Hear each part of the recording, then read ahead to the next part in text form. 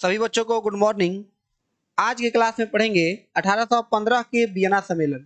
तो चलिए क्या क्या इस वीडियो में पढ़ेंगे उसको पहले हम लोग जान लेते हैं। ठीक है, इस वीडियो में सबसे पहले पढ़ेंगे कि 1815 के वियना सम्मेलन क्या है, क्यों बुलाया गया था। ठीक है, दूसरी की बात पढ़ेंगे कि वियना कांग्रेस सितंबर 1814, मतलब कि ये कांग्रेस सितंबर 1814 क्या है, वियना कांग्रेस सितंबर 1814 क्या है, इसके बारे में पढ़ेंगे। तीसरा पॉइंट पढ़ेंगे वियना सम्मेलन के उद्देश्य क्या थे, जब वियना में सम्मेलन हुआ था तो वो उसका मुख्य उद्देश्य क्या था, इसके बारे में पढ़ेंगे। और अंत में आप लोग को पढ़ेंगे ऑब्जेक्टिव क्वेश्चंस कि इससे एग्जाम में कौन कौन से प्रश्न आ सकते हैं। ठीक है, ये चार टॉपिक आज की वीडियो में कवर करेंगे। चलिए वीडियो को शुरू करते हैं। पहला है कि 1815 के वियना सम्मेलन क्या है। देखिए कहानी सुन लीजिए थोड़ा सा। 1815 के में क्या हुआ था, हम आप लोग को पिछली वीडियो में बताया है कि नेपोलियन जिस प्रकार से पूरे यूरोप के मानचित्र को बदल दिया था, ठीक उसी प्रकार से क्या हुआ कि जब नेपोलियन हार गया, जब नेपोलियन हार जाता है तो ये लोग मिलकर उसको हराते हैं। फिर हार जाने के बाद में ये लोग सम्मेलन बुलाते हैं। जितने भी लोग उससे हारे हुए हैं, जितने भी लोग नेपोलियन से हारे हुए हैं, वो सभी लोग क्या करते हैं, एक मिलकर एक सम्मेलन बुलाते हैं। कहाँ पर, तो वियना में सम्मेलन बुलाते हैं। वियना में सम्मेलन बुलाने के बाद में ठीक है, एक के वहां पर निर्णय लेते हैं कि हमें क्या करना चाहिए फ्रांस के साथ। ठीक है, लेकिन उससे पहले कुछ और कहानियां हैं जो फिर से नेपोलियन आ जाता है और उन लोग को भागना पड़ जा रहा है। ठीक है, तो इन सब के बारे में पढ़ेंगे। तब ये वियना सम्मेलन क्या है, तो वियना में एक सम्मेलन बुलाया गया था, उन लोगों के द्वारा बुलाया गया था जो नेपोलियन से हार गए थे, जो नेपोलियन बोनापार्ट से हार गए थे। चलिए देखते हैं। ठीक है, देखिए नेपोलियन बोनापार्ट ने अपनी विजय के द्वारा यूरोप के मानचित्र में जो परिवर्तन किए थे उसका पुनः निर्माण करने के लिए ऑस्ट्रिया की राजधानी वियना में यूरोप के प्रमुख राजनीतिज्ञों एवं प्रतिनिधियों का सम्मेलन बुलाया गया। इस सम्मेलन को वियना कांग्रेस कहा जाता है। वियना कांग्रेस सितंबर 1814 ईस्वी में प्रारंभ हुई थी, किंतु इससे पूर्व की इसमें कुछ निर्णय लिए जाते नेपोलियन बोनापार्ट एल्बा द्वीप समूह से भाग निकलने में सफल हो गया, अतः कुछ समय के लिए इस सम्मेलन को स्थगित कर दिया गया। अभी एल्बा द्वीप समूह में जब नेपोलियन बंद था, लोग इधर क्या किए, वियना सम्मेलन 1814 में बुलाने की कोशिश की, लेकिन किसी तरह नेपोलियन वहां से भाग जाता है। और जब पता चलता है कि नेपोलियन वहां से भाग गया है, ये लोग डर के मारे उससे सम्मेलन को रद्द कर देते हैं और फिर जाकर अपने अपने देश चले जाते हैं। और फिर लड़ाई होता है। ठीक है, वह वाटरलू की लड़ाई होगा। ठीक है, अब आगे देखिए, यह कांग्रेस मतलब कांग्रेस का वह जो सम्मेलन है, सम्मेलन पुनः नवंबर 1814 से प्रारंभ हुई। 18 जून 1815 को वाटरलू के युद्ध में पराजित होने के पश्चात उसे बंदी बनाकर सेंट हेलेना द्वीप भेज दिया गया। नेपोलियन बोनापार्ट के वाटरलू के युद्ध में परास्त होने के कुछ दिन पूर्व ही 9 जून 1815 को इस सम्मेलन के प्रतिनिधियों ने अंतिम निर्णयों पर हस्ताक्षर कर दिए। देखिए यहाँ पर कुछ समझने वाला पॉइंट ये है कि जो सम्मेलन 1814 में शुरू हुआ था, 18 सितंबर 1814 में शुरू हुआ था, और पता चला कि नेपोलियन जेल से भाग गया है। ठीक है, तो उस समय बाद उसको स्थगित कर दिया गया, और स्थगित करने के बाद में फिर से नवंबर 1814 में प्रारंभ किया गया। नवंबर 1814 में प्रारंभ किया गया और फिर 18 जून 1815 में क्या होता है, नेपोलियन वाटरलू की लड़ाई में लड़ता है। और उसी वाटरलू की लड़ाई में उसकी जो पत्नी है मेसी, जो उसकी पत्नी है मेरी, ठीक है ना, वह क्या करती है, अपने पिता के साथ मिलकर धोखा दे देती है और वह वाटरलू की लड़ाई क्या हो जाता है, नेपोलियन हार जाता है। ये सब बातें हम आप लोग को पिछले वीडियो में पढ़ाए थे, आप जाकर देख लीजिए नेपोलियन कौन था, वीडियो का टाइटल होगा वहीं पर। ठीक है, इसके बारे में पूरा बातें बतलाए हैं कि किस प्रकार से उसकी पत्नी, दोनों पत्नियां उसको धोखा देती है। ठीक है, तो वाटरलू के युद्ध में जब वो जब हार जाता है तो उसे कहाँ विदा किया जाता है, सेंट हेलेना नामक द्वीप में विदा कर दिया जाता है। और सेंट हेलेना कहाँ है, तो ये सब भी आप लोग को हम बतलाए हैं उसी वीडियो में। भेज दिया जाता है और नेपोलियन क्या हो जाता है, वह नेपोलियन बोनापार्ट हार जाता है। और 9 जून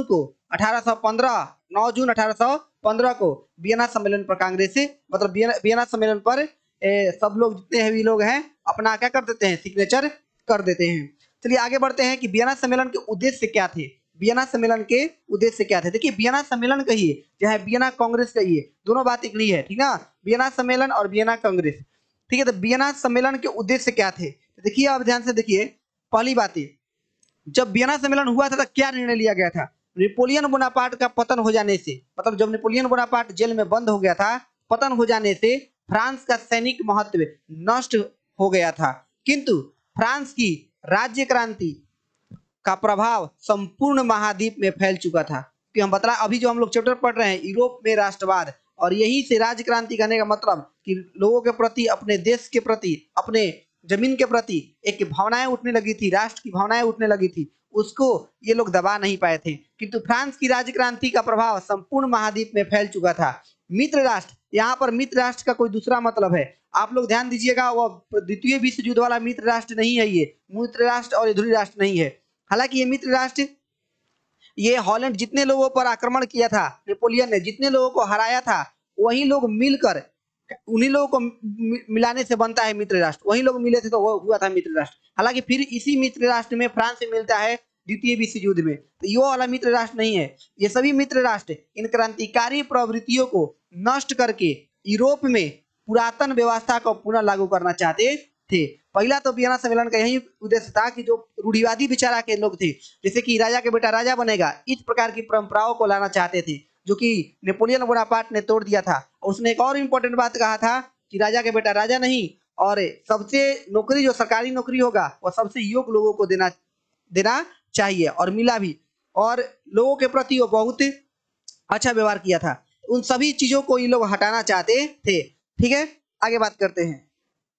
दूसरा पॉइंट क्या था, नेपोलियन बोनापार्ट ने Spain, Holland, Italy, Sweden, Austria, पुर्तगाल, जितने भी अभी अपने नाम बतलाए हैं, वह सभी एक तरह से मानिएगा कि ये मित्र राष्ट्र हैं। काची है ये सब मित्र राष्ट्र हैं। और इन्हीं लोगों ने क्या किया, तथा अन्य देशों को पराजित करके यूरोप की राजनीतिक व्यवस्था को अस्त व्यस्त कर दिया था।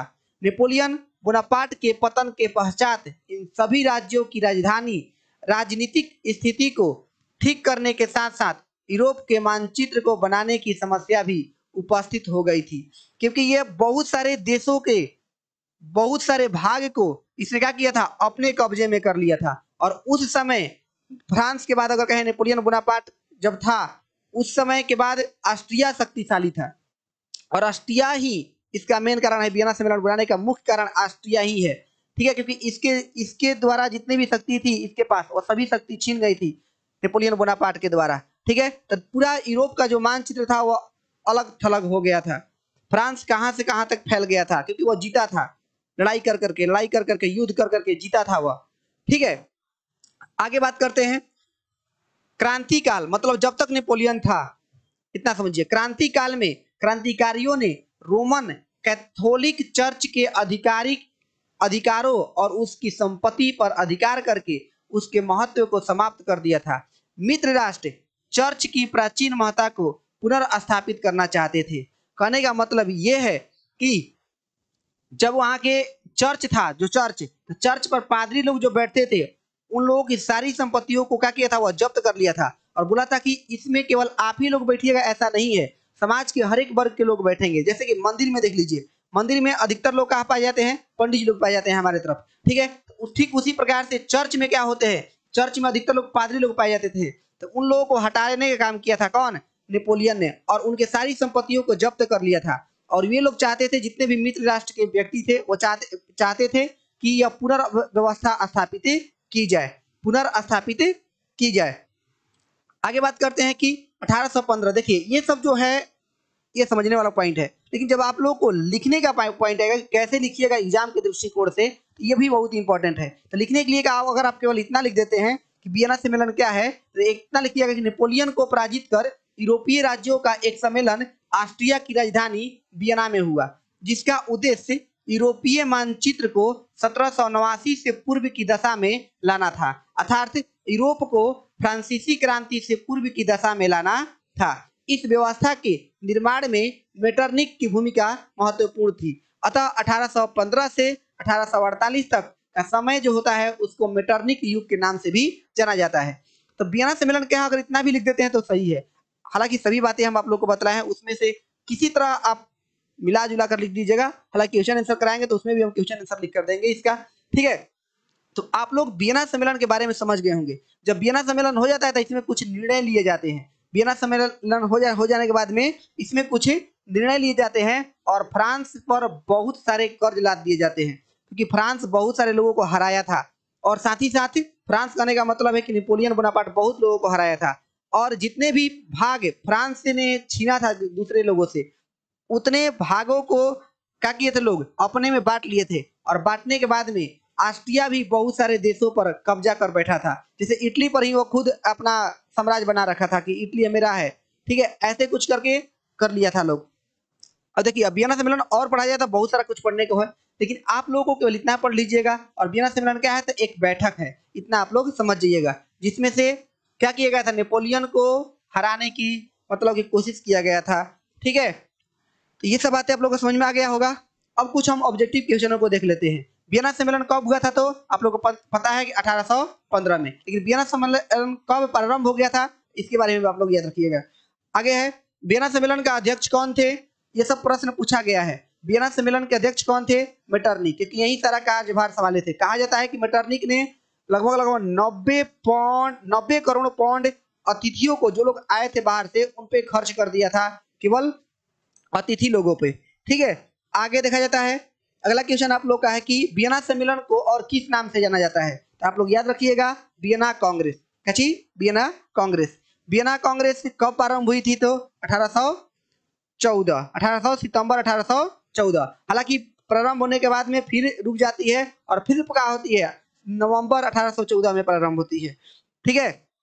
वियना सम्मेलन के प्रतिनिधियों ने अंतिम निर्णय पर कब हस्ताक्षर किए थे, तो 1815 को। कब, तो 9 जून 1815 को, ठीक है। होमवर्क में आप लोग का है कि आप लोग ये बतलाइए कि जब वाटरलू की युद्ध नेपोलियन बोनापार्ट हार गया था, वाटरलू का जब हार गया था, तो उसे किस जेल में बंद किया गया था, नेपोलियन बोनापार्ट को किस जेल में बंद किया गया था, आप कमेंट में लिखिए। मतलब किस जेल में, कहाँ पे उसको बंदी बना के रखा गया था। और एक और प्रश्न, कि नेपोलियन की मृत्यु कितनी वर्ष की अवस्था में होती है। नेपोलियन की मृत्यु मतलब वो कितने वर्ष की अवस्था में मर जाता है बेचारा, ठीक है।